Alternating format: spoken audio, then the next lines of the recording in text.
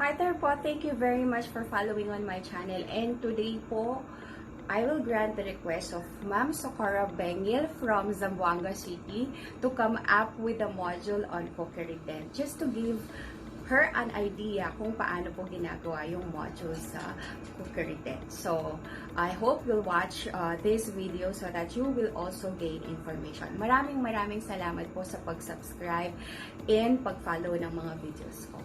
Here it is po.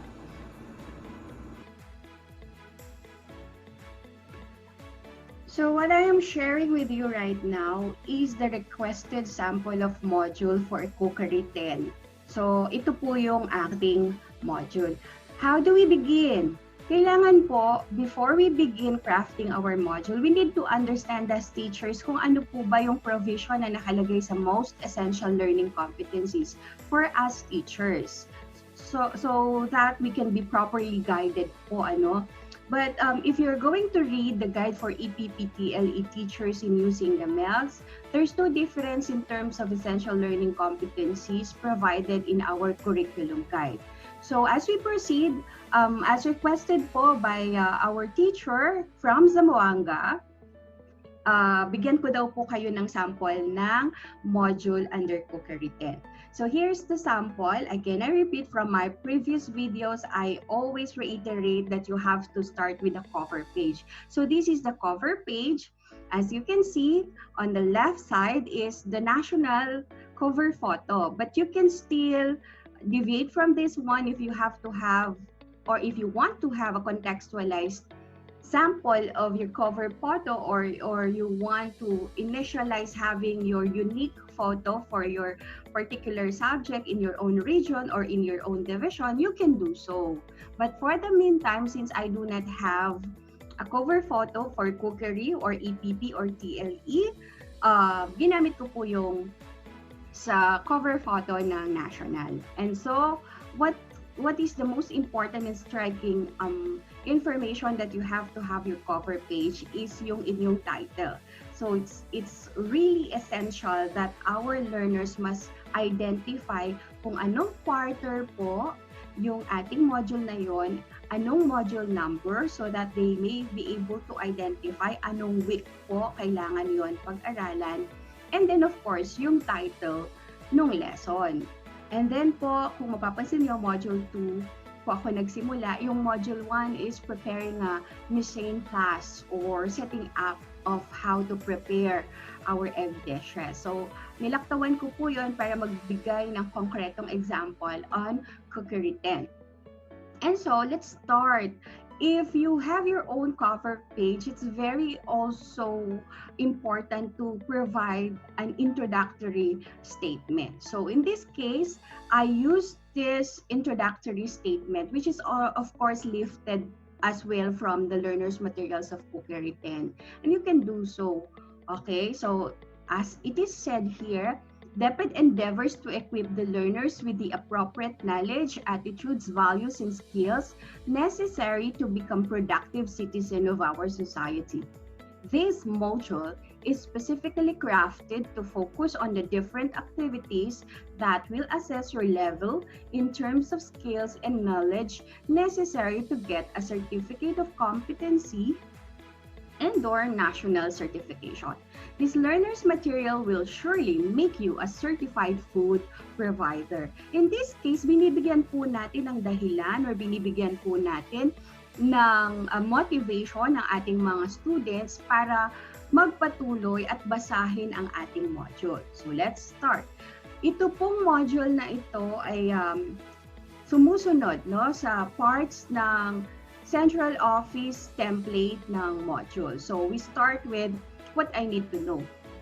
The what I need to know part is the very first part of the module, wherein you are expected to showcase here what is or are the learning competencies that need to be achieved after they're able to answer or study the module. So in this case po, Cookery 10, preparing egg dishes, the example of the learning competencies that need to be met after the studying of the module is, after going through this module, you are expected to identify the market forms of eggs, explain the uses of eggs in culinary, and cook egg dishes with appropriate taste and season in accordance with the prescribed standard.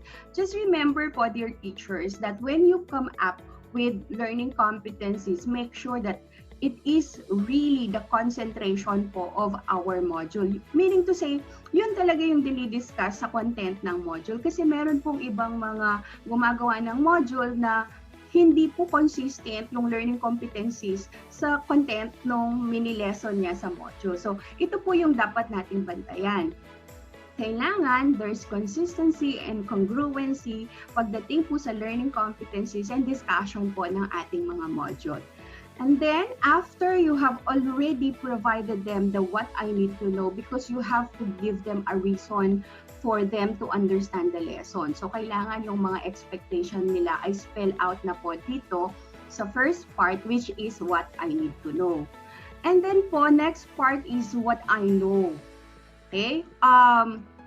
Kung mababasa nyo po dito yung ating instruction, sabi niya, this part of the module tests your prior understanding of the current lesson. Write the letter of the correct answer on your answer sheet. It's very important po na we need to provide our learners and even our co-teachers, if we are to share this module to them, that in every part of the module, there's a particular reason why they need to read it, why they need to undertake it. So in this case, after having the learning competencies, you still have to start with the prior understanding of our learners. Ano po ba yung alam na nila? Okay? So dapat alam po natin where to start. So kung alam na ng bata yon, syempre hindi na niya kailangan pag-aralan ulit kasi alam na po niya yung content ng module. Pero kung hindi pa, napatunayan natin sa pre-test na hindi pa, therefore there's really a need for our learners to understand the concept of the lesson. So they need to study this module. Another thing is, when you provide activities for our learners, kailangan meron silang tinatawag na separate answer sheet or separate activity book for a particular subject para po nakakompile po yung mga answers nila for every module that they take. So it's better na meron silang separate notebook para sa isang subject, o kung hindi naman, meron po silang folder o lalagayan kung saan nila ilalagay yung sunod-sunod nilang mga nasasagot na activity. So for this pre-test, ito yung pinakaunang binibigay natin sa mga bata. Kailangan po masagot muna nila or maibigay natin ng pre-test na ito. Kung modular learning tayo at mayroon pong mga pamamaraan para makausap natin yung mga bata, mas maganda po iti-text lang nila sa inyo ang sagot nila, or habang nagtatanungan kayo na ibibigay na po nila ang sagot para lang matest po natin kung ano na yung naiintindihan nila doon sa current lesson natin sa module. So mapapansin ninyo, nagbigay po ako dito which component of the egg quality has direct bearing or influence on microbiological quality. A, egg grading; B, egg size; C, interior egg quality; D, shell quality, and so on and so forth with the questions. So saan galing ang mga questions na to? Ang mga questions sa what I know or sa pre-test ay lifted po from the current lesson na ito. So kung ano yung pag-aaralan nila para sa module na to, doon natin kukunin yung pre-test. Ibig sabihin, tinitingnan po natin kung mayroon silang acquired knowledge or prior understanding doon sa lesson. So magbibigay po tayo, dahil ito ay Cookery 10, grade 10, magbibigay tayo ng mga hanggang 10 items para sa pre-test. Sapat na makover po yung mula sa unahang konsepto hanggang sa pinakahuling konsepto o learning competencies, behavioral objectives po natin. So, sa what I know, sabi nga po, dahil grade 10 siya, kailangan magbigay tayo at least 10 items for the pre-test. So, yun po yung pre-test. So, after na nasagot ng bata at 100% niyang nasagot yung mga katanungan, walang mali, there's no need for the child to study the module. already kasi alam na niya, no, yung pinaka mga importanteng konsepto ng lesson. Pero kung may kahit isang mali lang siya, kailangan niyang pag-aralan yung module na pinrepare. In this case, yung Cookery 10, preparing egg dishes. So, kailangan niya pa rin itong pag-aralan. And then, after the what I know, meron tayong tinatawag na what's in. Ano po yung what's in? Itong what's in part naman na to serves as the review. After the pre-test, bago po tayo magsimula, kahit naman po sa loob ng classroom natin, nagsisimula tayo lagi sa review para magkaroon ng connection yung previous lesson natin doon sa current lesson natin. So, sa what's in, you have to provide our learners a review. In this case, my example is, as a form of a review, make a pictorial report with illustration showing the physical structure and composition of eggs. Because yung pong prior lesson ng preparing egg dishes is preparing mise en place, wherein dinidiscuss na po doon yung parts of egg. So, ang expected output natin ay magiging ganito. So, you're still, hindi nyo po ito ibibigay kaagad sa bata, ano? Binibigyan ko lang po kayo ng sample. Kung ito ang aking naging review, ano yung maaaring expected output for this review? So, para ma-check natin, alam na ba ng bata or na-master na ba niya yung previous lesson? After the review comes the motivational part or the springboard towards the discussion of our lesson. So, kailangan ignite muna natin yung interest ng ating mga learners. So, what's new nangyayari po yun? So, tignan nyo po yung mga questions na nilagay ko. Where does egg come from? Which comes first? Chicken or egg? Anong nauna? Manok o itlog? Matagal, bata pa po ako, tinatanong na yan kung sino yung nauna or ano yung nauna. Itlog o manok? Or manok o itlog? Ito ay isang pamamaraan para maging interesado ang ating mga estudyante sa lesson natin. So, do you eat eggs? So, siguro naman yung mga bata natin mula bata hanggang lumaki, kumakain ng itlog. So, familiar po sila sa itlog.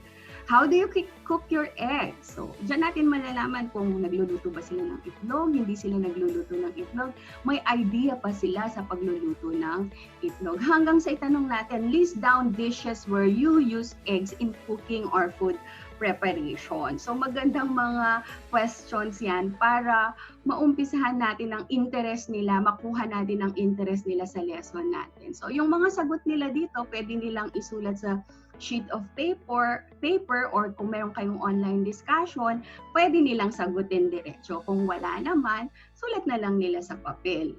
Okay po? So yan yung motivational part. Very interesting part dapat yung nasa what's new.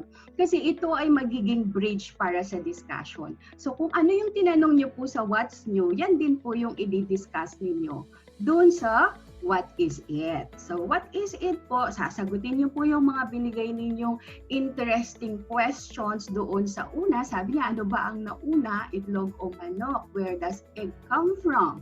So, discuss natin yung market forms of egg. Kung mapapansin nyo, yan ang unang objective sa learning competency natin. Identify the different market forms of egg. So, yun ang unang competency natin.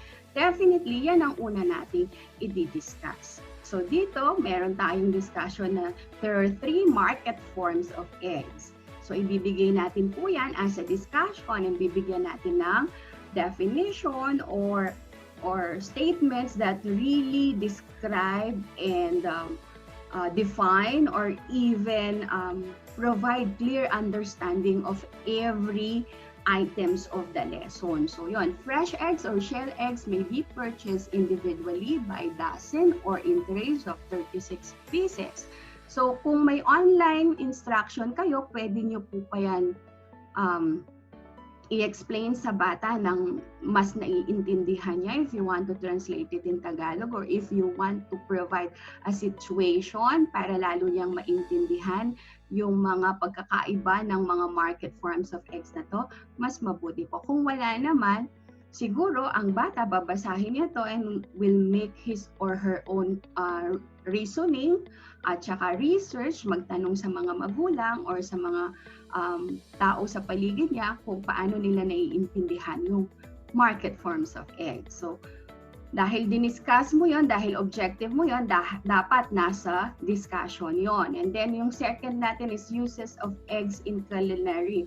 So, yan ay second sa ating objective. Identify the uses of eggs in culinary. So, kailangan i-discuss din natin yan sa mini discussion.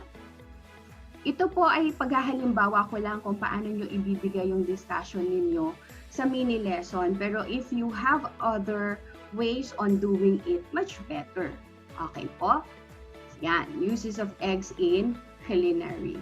And then, doon po sa third objective natin is identify how to cook egg dishes. Okay, so they can identify kung mapapansin nyo po, dahil TLE, EPP is performance-based, nilagay ko po dito ang example kung paano ko siya gagawin. Kung ako yung teacher na magtuturo at kung ako po ang magpe-prepare ng module.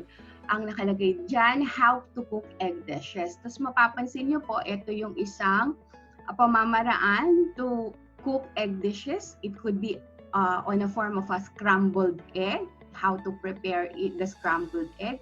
Mapapansin nyo, naglagay po ako dito ng URL sa YouTube. Ibig sabihin, binibigyan ko po sila ng idea kung paano sila makakapanood, kung paano niluluto yung scrambled egg.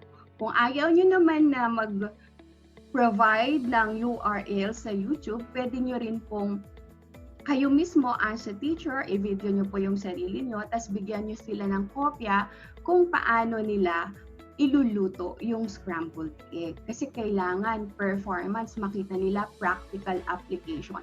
We do not just give factual information, but we really show them practical application. So, yun po yung sa what is it.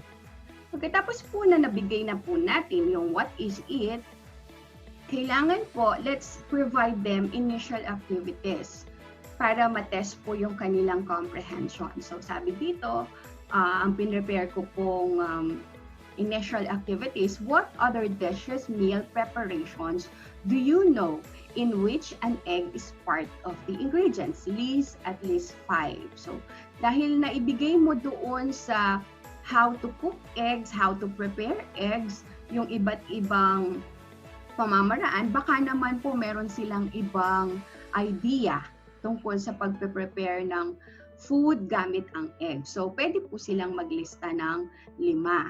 Okay po? Kasi kailangan real life experience ang binibigay natin and something to do really with how they understand the skill. Okay po? So, that is the what's more, yung ating mga preliminary activities na ibinibigay sa ating mga estudyante. Pagkatapos po ng what's more, pwede po tayong mag-proceed doon sa generalization, yung tinatawag nating what I have learned. Mas mabuti po na when we provide the generalization, we make use of blanks para lang for the reason na they fill in these blanks just to identify whether they understand or not. Ang tendency ng bata, pag hindi niya na-master yung information, babalikan niya po yung module. But it's okay kung babalikan niya yung module. At least, tinitignan niya yung part na kailangan niya pang maintindihan.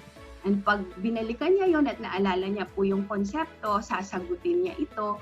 And that would help our learners to understand the lesson. After po ng ating generalization, meron pa tayong isang activity na may title na What I Can Do.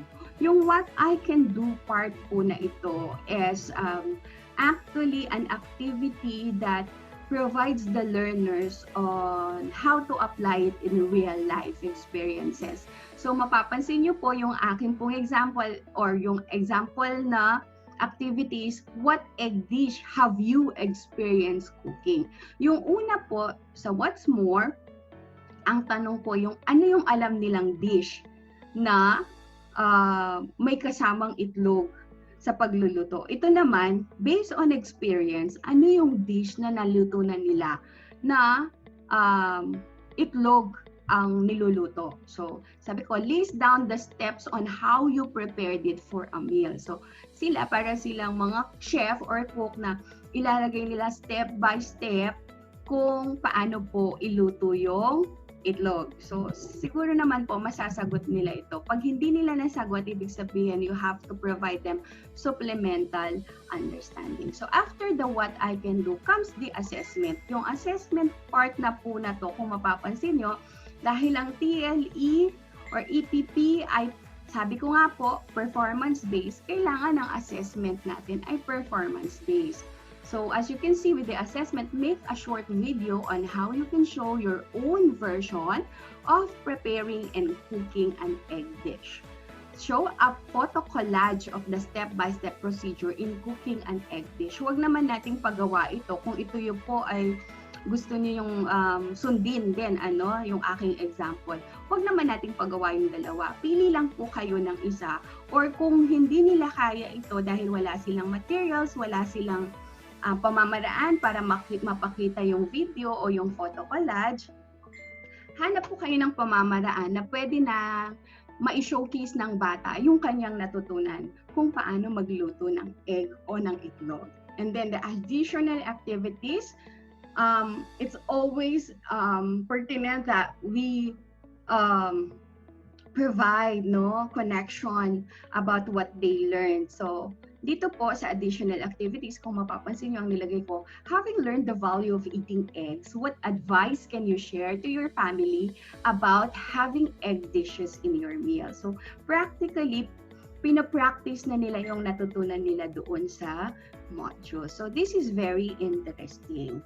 And then the last part of the module is of course the answer key. Since TLE is more on performance task-based, learning the teacher, since TLE is more on performance task-based learning, the teacher must provide rubrics on how to rate the submitted outputs. Ito po ay kailangan teacher po yung gumagawa nito para ma-assess niya po ng mabuti yung qualitative assessment kung saan tinitignan niya kung doon sa output ng assessment ay tama ba yung pagkakasunod-sunod ng steps, malinis ba yung pagkakaluto, or tama ba yung procedure at yung naging output.